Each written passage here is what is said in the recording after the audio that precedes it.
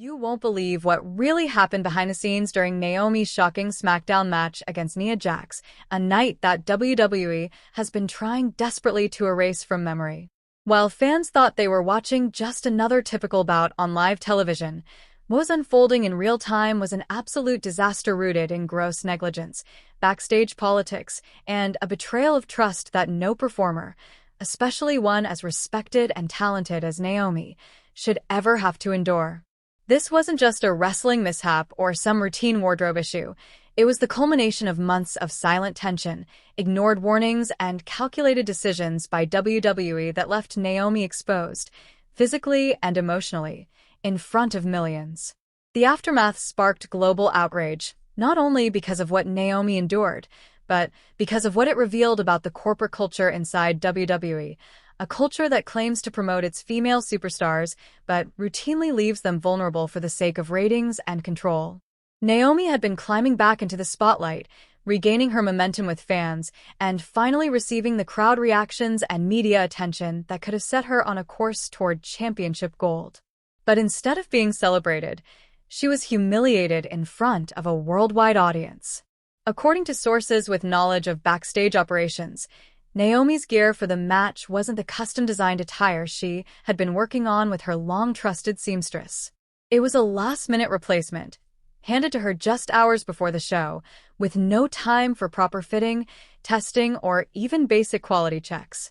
The explanation WWE gave internally was a miscommunication, but those familiar with the politics say otherwise. Tensions had been simmering between Naomi and members of the creative team, who felt she was asking for too much input, too much screen time, and too much control over her character arc. For those in power, this sudden gear switch seemed less like a mistake and more like retaliation, subtle sabotage disguised as a logistical error. It's the kind of passive-aggressive control that insiders say WWE has mastered over the years, especially with talent who dare to push back. Naomi, unaware of the true motives, tried to focus on the match. The energy in the arena was electric as her music hit. Fans were cheering, signs waving, and everything pointed toward this being a huge step in her redemption arc. But the moment the match began, cameras picked up something unusual. Naomi repeatedly tugging, adjusting, and shifting her attire, clearly uncomfortable. Something was wrong, and longtime wrestling observers picked up on it within seconds.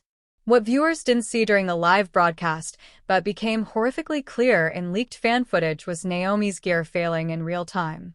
The malfunction wasn't just inconvenient, it was a full-blown emergency, one that left Naomi scrambling to preserve her modesty while still trying to keep the match alive.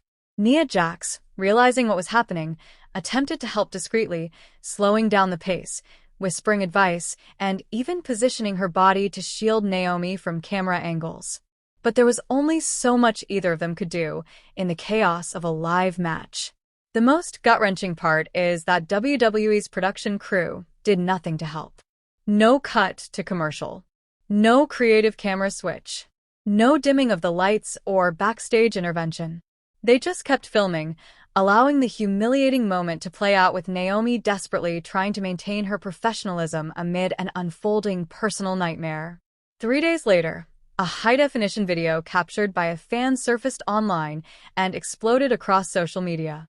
It showed Naomi in distress, holding herself together while WWE officials stood by and let the match continue. In that video, fans didn't just see a wardrobe failure. They saw a woman betrayed by her own employer, left to fend for herself in front of the entire world. And yet, Naomi didn't walk out. She didn't quit. She didn't lash out. She finished the match. That kind of resilience should have been met with immediate apologies, accountability, and change. Instead, Naomi was pulled into a private meeting with WWE executives, not to be offered support, but to be handed a non-disclosure agreement. According to sources, she was pressured to classify the incident as a wardrobe accident and move on. No investigation. No public apology. Just silence and the hope it would all be forgotten. But wrestling fans didn't forget. Outrage exploded online with hashtags like #JusticeForNaomi and #WWE needs accountability trending worldwide. Prominent wrestlers from outside WWE voiced their support. Rival promotions reached out to Naomi directly, offering not only opportunities, but empathy. Costume experts began analyzing the gear malfunction, and what they found was chilling. The points of failure on Naomi's outfit weren't consistent with regular wear and tear. They aligned more with weak seams, substandard materials, and even signs of rushed assembly. One key revelation was that Naomi's regular gear technician was mysteriously removed from duty days before the match. In her place, a less experienced worker who hadn't even seen Naomi's body measurements up close. Worse still, the backup outfit Naomi wore had reportedly been in storage for months, untested, unworn, and likely unfit for live performance. WWE's own wardrobe protocols should have flagged that gear. They didn't. That's not just negligence. That's systemic failure. And what's worse is how WWE responded when Nia Jax reportedly stood up for Naomi after the match. Insiders say Nia went straight to upper management, demanding answers, only to find herself being cautioned to stay quiet and move on. The same corporate walls that blocked Naomi's dignity were now being used to silence anyone who dared question how it all happened. But fans wouldn't stay quiet. They examined every frame of the match. They studied Naomi's expressions. They tracked down seamstresses, former WWE staff, and technical experts to piece together the truth. It became clear that Naomi had been failed from every angle, by wardrobe, by management, by the live production team, and most of all, by a corporate culture that prioritizes control over compassion. The backlash reached WWE sponsors. Multiple companies reportedly contacted WWE for clarification, with some even reconsidering their partnerships. Legal experts chimed in, warning that WWE's handling of the situation could be grounds for civil litigation, especially considering the pressure placed on Naomi to sign an NDA instead of offering her support. The fact that Naomi is classified as an independent contractor also became a central talking point.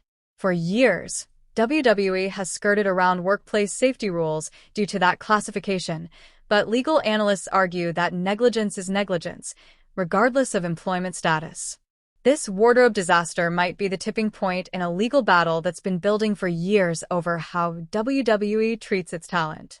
Other female WWE performers began speaking out anonymously, detailing similar experiences where wardrobe, safety, and support were left up to the talent to manage themselves, even during live matches. Some described a climate of fear, where raising concerns meant being labeled difficult or uncooperative. If Naomi's humiliation hadn't been caught on camera, how many more stories would have remained buried? This incident forced wrestling fans and industry insiders to confront a disturbing truth. WWE's so-called women's evolution might just be surface-level mar.